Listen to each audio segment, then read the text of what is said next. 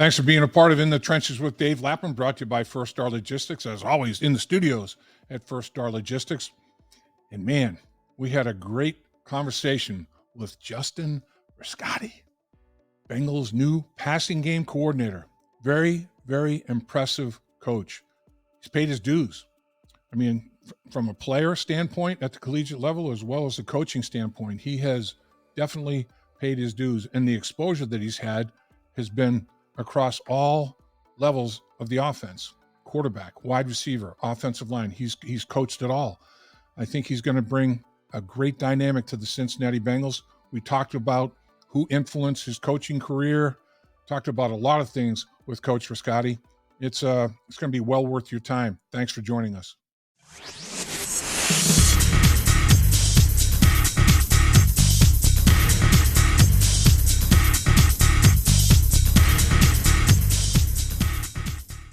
Welcome once again to In the Trenches with Dave Lapham, brought to you by First Star Logistics. As always, we're coming to you from our unbelievable studios that First Star Logistics provides for us, and we've got a tremendous guest for you. You were very, very smart to tune into this one because we have the new passing game coordinator for the Cincinnati Bengals, Justin Riscotti. Coach, good morning. How are you, sir? Doing great. Thanks for having me on. My pleasure. My pleasure very much. So, man, you have paid your dues. There's no question about it. Give us a little history of your football background. I mean, you've had quite a run already as a player and a coach. Give us a little idea, an itinerary of how it's gone for you in your career so far. Yeah, I grew up down in Gainesville, Florida. Graduated from Buchholz High School in 2002, and went up to the University of Louisville and played football there for 2 years, and played quarterback. Had a great time, great experience. Met my wife there. Some really good friends. Teammates that are now in the coaching profession. So it was a great time. Really enjoyed being there those 2 years, and then I transferred to James Madison in 2004. Was there 3 years. Was fortunate enough to be a part of a national championship team in 2004, and had a great experience. The coaches, teammates, the education, really enjoyed my time there. And when that ended, I chased the dream for about 3 years, went to mini camp with the Bears, then kind of bounced around, played 2 years in Arena Football League, 1 year in Peoria, Illinois, and then the following season there in Lexington, Kentucky. And then got into coaching. I always knew I wanted to coach. Started off in high school down in Louisville at Kentucky Country Day, did that for 2 years, and then was fortunate enough to get an opportunity to get in college with John L. Smith, who I played for at U of L, and went there and coached the quarterbacks and had a great time. Did that 2 years, kind of bounced around college football from 2012 to 2018, all FCS schools, was, quarterback coach, receiver coach, offensive coordinator during those years. And then was fortunate enough to get in the NFL in 2019 with the Denver Broncos. So was there 3 years. 2 of those years I was in the offensive line room and with Mike Munchak. And my third season was fortunate enough to get in the quarterback room with Mike Shula and Pat Shermer, and had a great experience there. And then left Denver and went to Minnesota for 2 seasons as the assistant offensive line. See, that's intriguing to me, your offensive line exposure, because, obviously you played the position, you've coached the position, the quarterback position, but, it's like your exposure to the offensive line, understanding protections, and creating protections and all that sort of thing. How has that made you a better coach of quarterbacks and the passing game overall? How has your offensive line exposure kind of put the icing on the cake as such? I tell people I wish I did this 10 years ago, get with the offensive line before I called plays in college. But it's been a great experience. It's those group of guys are fun to work with. It was a great learning experience for me in Denver, getting with Mike Munchak and Chris Cooper and just really diving into the ins and outs of the run game, the protection plan. And so it's definitely has benefited my career, and just look forward to the next step now.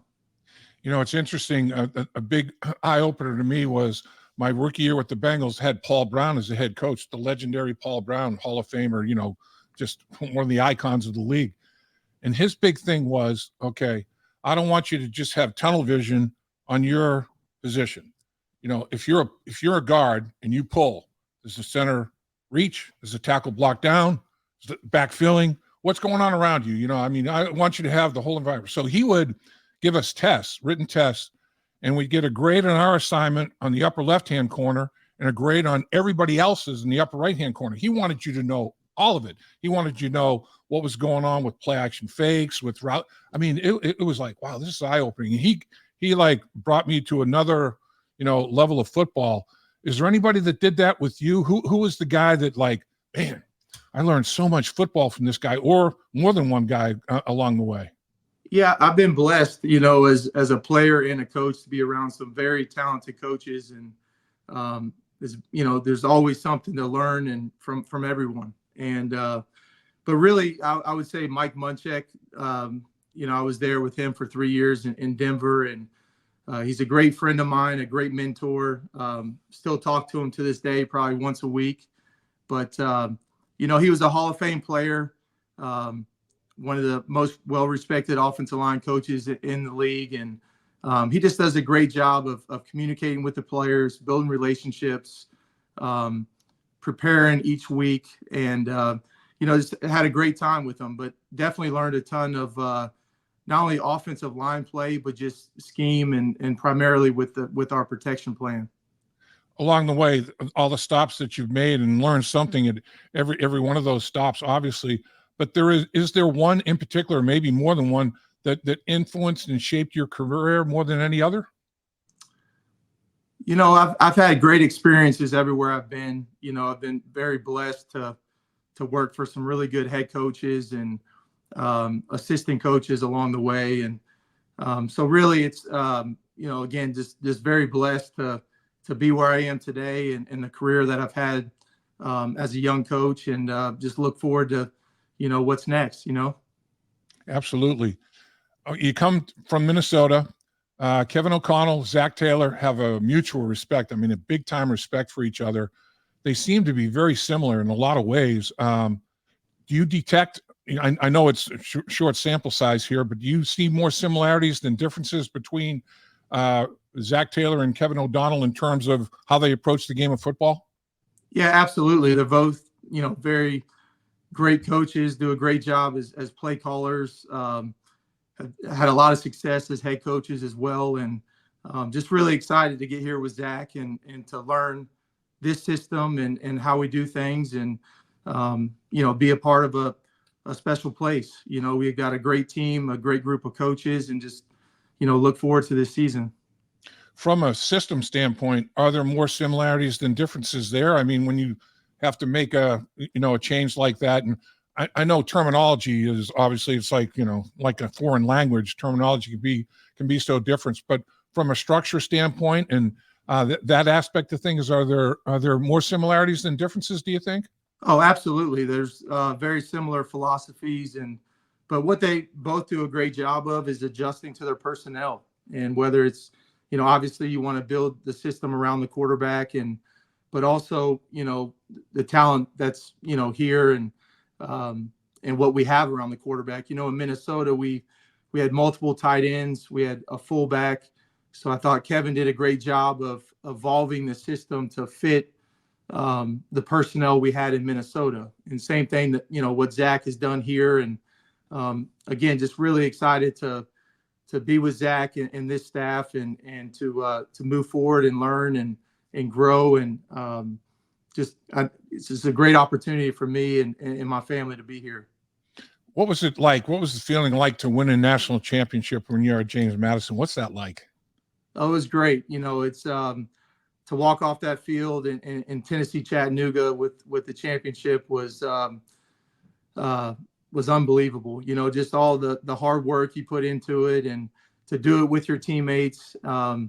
It was experience of a lifetime. I was really blessed to transfer there and be a part of something special. And the coaches did an unbelievable job of building a culture, and the players, we all bought into that. And it was awesome. It was a grind of a season. I think we went 13-2 that year. And back then, the first round of the playoffs was the next week after the regular season. So, it was a 15-game schedule and with one bye week in between. And so it was fun, a lot of fun. A lot of good relationships I built from my time there at JMU. And, actually we just, as a team, got inducted into the Hall of Fame this upcoming season. So just really excited to be a part of that, and blessed, and, excited for my teammates that we were honored and get to, spend some time together this fall. Man, that's a legacy there. Nobody can ever take that away from you guys, man. That's awesome. That's what you do it for, I mean, experience something like that is so special. When you were at Louisville, not too far from Cincinnati, did you spend any time in Cincinnati? I know a lot of college guys at Kentucky and U of L go to Kings Island and some of the things that Cincinnati has to offer. Did you experience Cincinnati at all? And is it obviously not the way you're examining it now, but what'd you think of Cincinnati back then? It's funny you say Kings Island. I was gonna say that we made a trip up here, a couple of my teammates, and did that for an afternoon. It was a great time. And other than playing University of Cincinnati, I think that was my only other time, here, locally. But we've got friends that live in the area. My wife's best friend graduated from Xavier, played volleyball there, and so she's really excited to get close to home and get around some of her friends and family. And we just finished our closed on our house in Minnesota, and look forward to moving here in 1st of April. Congratulations on that, Coach. That's I appreciate it. I know you've got children. You got what is it, three young children, and you guys are busy, no doubt. Yeah, absolutely. Three boys, Rhett, Reese, and Riley. They're 10, 8, and 4. Wow. So definitely keeps us busy. Now the older two are getting into sports, so I feel like every weekend we're at the ballpark or in a gym, staying busy. So it's been a lot of fun. Coaches' wives are MVPs. I mean, I've got to know quite a few over the years, and with the schedules that the coaches have to commit to in terms of hours spent, during the season, it's unbelievable. But your wife, a former athlete herself at the collegiate level, I mean, she totally gets it, right? I mean, you're in a situation, Coach, that is a good one. There's no doubt. Your family dynamic must be awesome. Yeah, my wife is great. We've been married 15 years now, and like I said before, we met in college, so been together over 20 years. So she's very supportive. She's definitely the rock of the family, and very, very blessed to have her. And she's all in, though. She loves it. She's excited to get moved here. I actually go back this weekend to see the family for the first time since I've been away, but really look forward to getting them moved and settled in up here. And my 10-year-old asked me about every night, do I have an AAU team for him to be a part of when he gets here? So a lot of pressure on me to get that done, but really excited to get here and be a part of something special, and get our kids into school and get them settled in before summer. So you're the passing game coordinator. Frank Pollock is the run game coordinator, and Frank Pollock, great offensive line coach, tremendous amount of respect for him. And you're obviously, tight with that offensive line approach on a day-by-day basis, hour-by-hour basis. You guys are spending a lot of time together, I'm sure. Oh, absolutely. This has been they're a great staff. It's a great group of guys. I've really enjoyed getting to know everybody, and just really excited to move forward and get to work. Obviously right now we're working on free agency and the draft, head out tomorrow to go to the combine. So it's been a exciting few weeks for me and my family, and again, just ready to move forward and get to the season.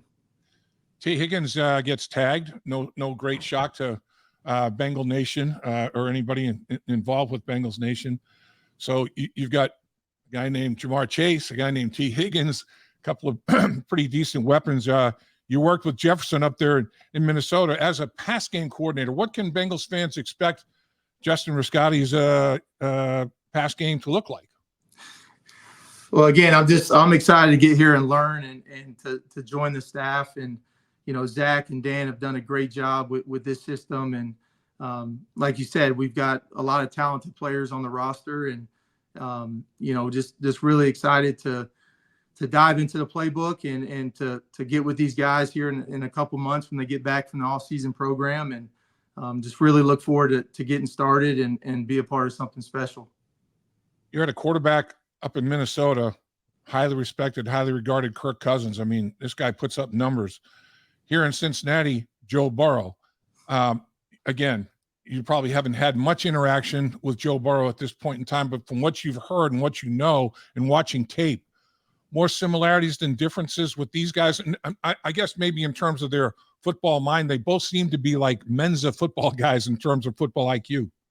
Absolutely. Both guys give you a chance to win every time you line up and play, and both guys give you a chance to win a Super Bowl. So it's really exciting to be here and to work with, a special player and just really look forward to getting to work here in a few months with him and the rest of the offense. And, time in Minnesota was awesome. Kirk is, a phenomenal leader, very competitive. And again, he has the tools to play at a high level and gives you a chance to win every game. So, it's definitely a great experience with Kirk, and just really excited to be here and again, be a part of something special. And I'm excited to get started. The way the Browns handle things here in Cincinnati in terms of personnel, veteran free agency, and the draft, the coaching staff has major input, with the personnel department. I mean, it's probably as much or more than any team in the National Football League in terms of, getting a hands-on approach in that regard. How much input did the coaches have in Minnesota in terms of when you were deciding on veteran free agents and preparing for the draft? What's it? Are there more similarities and differences in that regard? Is Cincinnati a little bit unique there?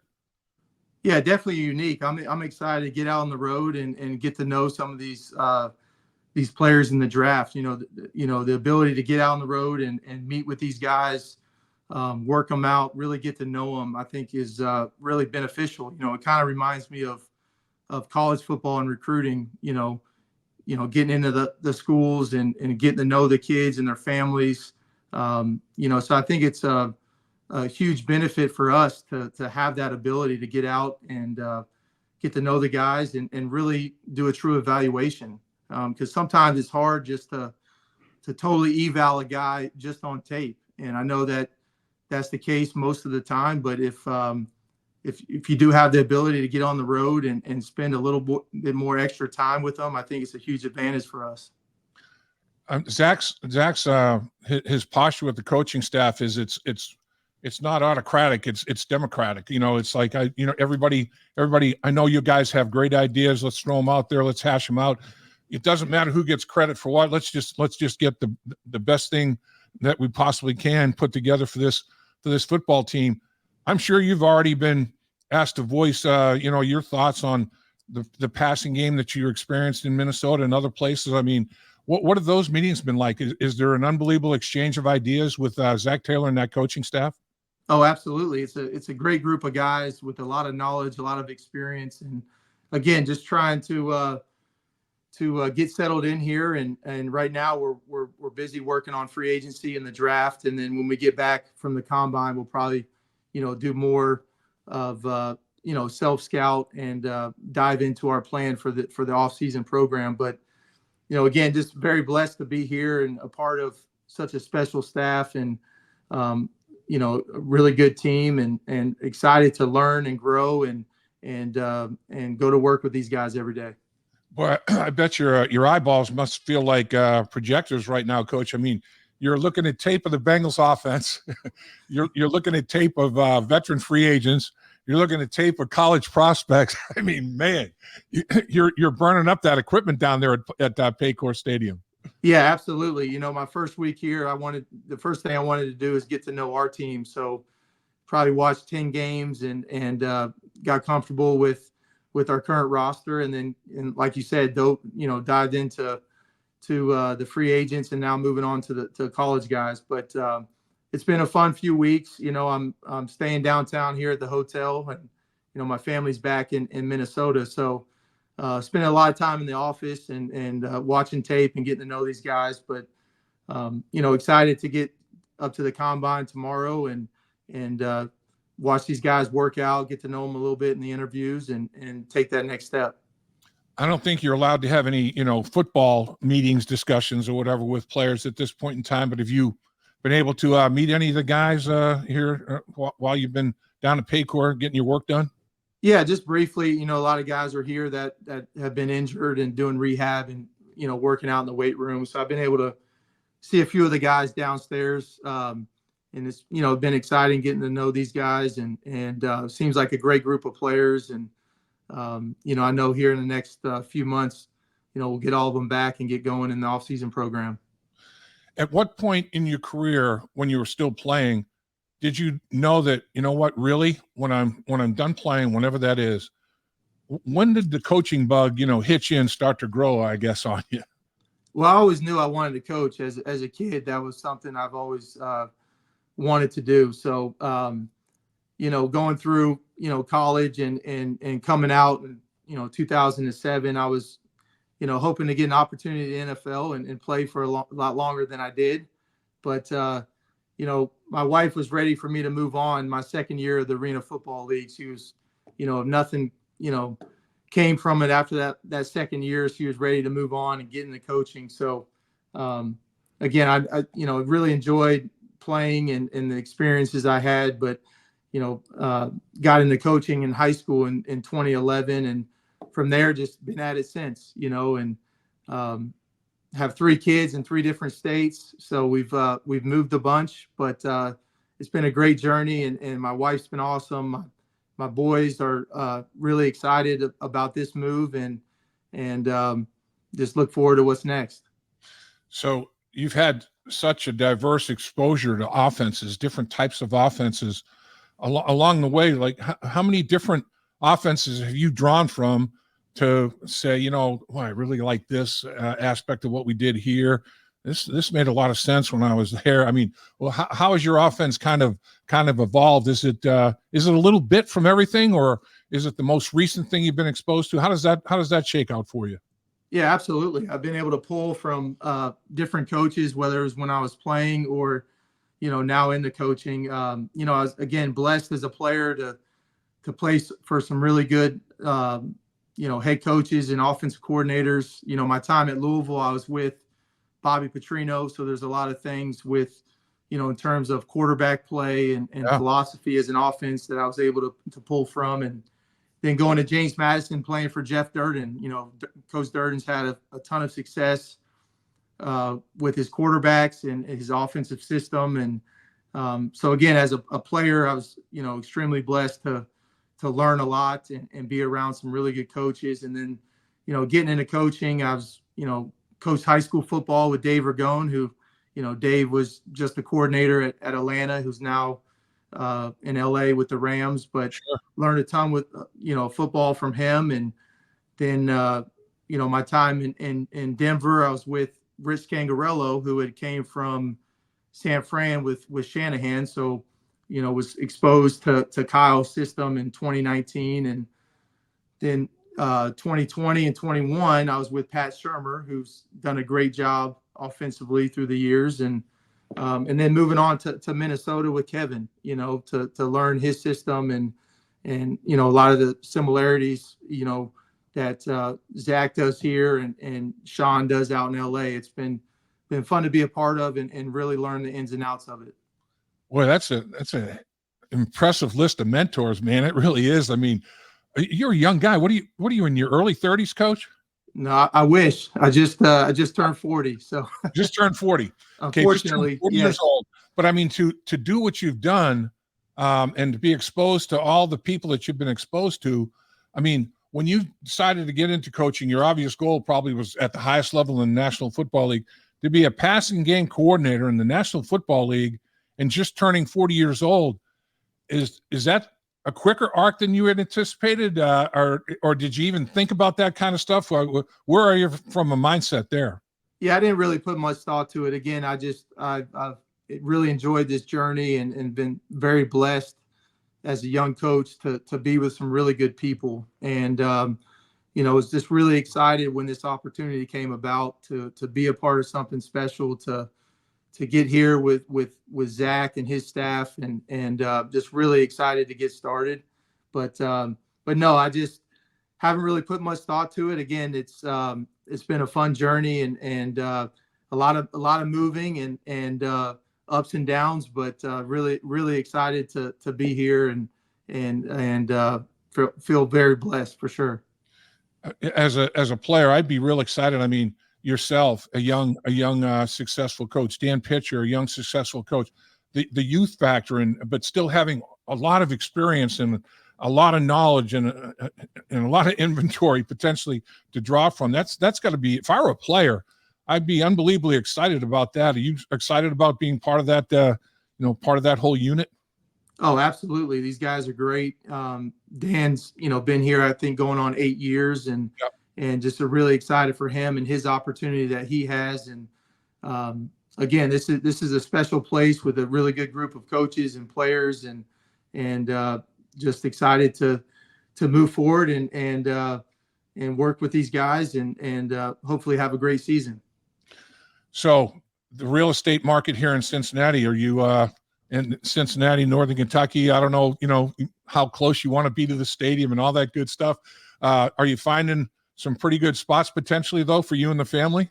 Oh, absolutely. There's a lot of great suburbs, both in Ohio here and in Northern Kentucky. And I've done a lot of research, that's for sure. But I think we found a place in Loveland, so really excited to be a part of that community. And how about that?